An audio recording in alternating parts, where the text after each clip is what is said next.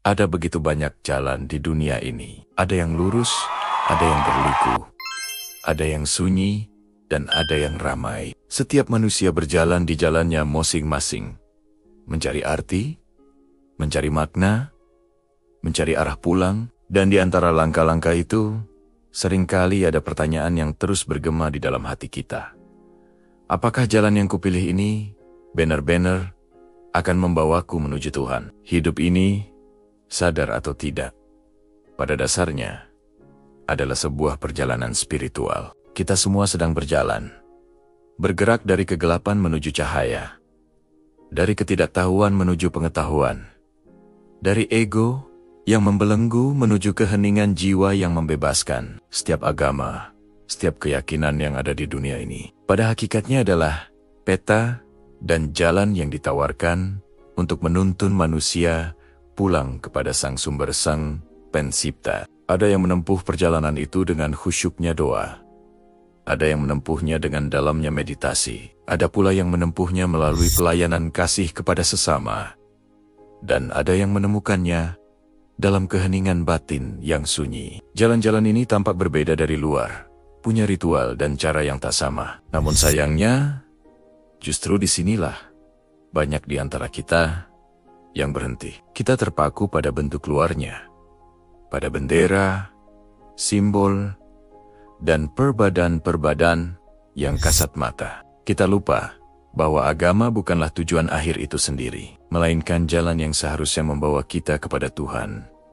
Agama adalah kendaraan, bukan tempat pemberhentian. Bayangkan, seseorang yang sedang mendaki gunung yang tinggi. Ia membawa peta, kompas, dan ransel yang penuh dengan perlengkapan. Setiap langkahnya penuh dengan semangat dan harapan untuk mencapai puncak. Tapi, bayangkan jika di tengah perjalanan, ia tiba-tiba berhenti. Bukan untuk beristirahat, melainkan untuk sibuk membanggakan petanya sendiri. Ia mulai membanding-bandingkan, mengatakan bahwa peta yang dibawa oleh pendaki lain itu salah, dan hanya petanyalah yang paling akurat. Ia lupa bahwa peta hanyalah panduan, bukan puncak gunung itu sendiri. Ia terjebak pada alat, bukan pada tujuan.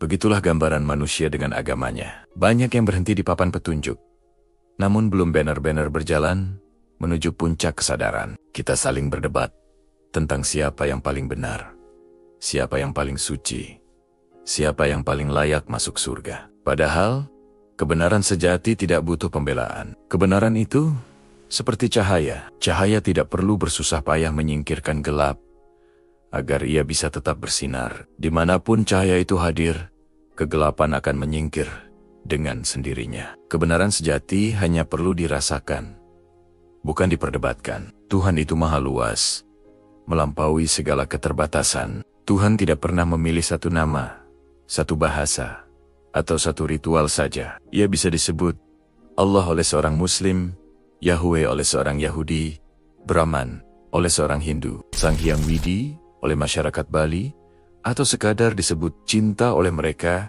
yang mencarinya tanpa nama dan tanpa label. Nama-nama itu boleh berbeda, bahasa doa boleh tak sama, tapi arahnya tetap satu, yaitu menuju kepada Dia yang sama. Coba kita renungkan sejenak. Bukankah udara yang kita hirup ini sama untuk semua? Tidak pernah udara bertanya, "Apa agamamu?" sebelum ia masuk ke paru-parumu. Bukankah matahari yang terbit setiap pagi menerangi rumah siapapun tanpa bertanya, "Apa keyakinan penghuninya?" Bukankah air yang mengalir di sungai memberikan kesegaran untuk semua makhluk tanpa diskriminasi? Kalau alam saja, ciptaan Tuhan yang tak berakal, bisa begitu adil dan tidak membeda-bedikan, mengapa kita, manusia, yang katanya dianugerahi akal dan hati, justru sering terpecah belah hanya karena perbedaan keyakinan? Kedamaian sejati itu tidak akan pernah hadir ketika semua orang dipaksa memeluk satu agama yang sama. Itu bukanlah kedamaian, melainkan penyeragaman. Kedamaian sejati justru hadir ketika setiap agama, setiap keyakinan bisa saling menghormati, saling memahami, dan saling belajar satu sama lain. Karena Tuhan tidak hadir dalam keributan perdebatan, Ia tidak hadir dalam kebencian, ia hadir dalam keheningan hati yang tulus dan penuh cinta. Mungkin yang paling kita butuhkan saat ini bukanlah keyakinan yang seragam, melainkan kerendahan hati untuk bisa belajar dari perbedaan. Kita perlu belajar untuk melihat cahaya Tuhan di jalan yang ditempuh oleh orang lain. Ada saudara kita yang menemukan Tuhan dalam khusyuknya doa berjamaah di masjid. Ada saudara kita yang lain menemukan Nia dalam heningnya meditasi di vihara. Ada yang merasakan kehadirannya saat melayani orang miskin di panti asuhan. Dan ada pula yang menemukan Nia dalam tetesan air mata penyesalan yang tulus di tengah malam. Apakah salah satu dari jalan itu lebih benar dari yang lain?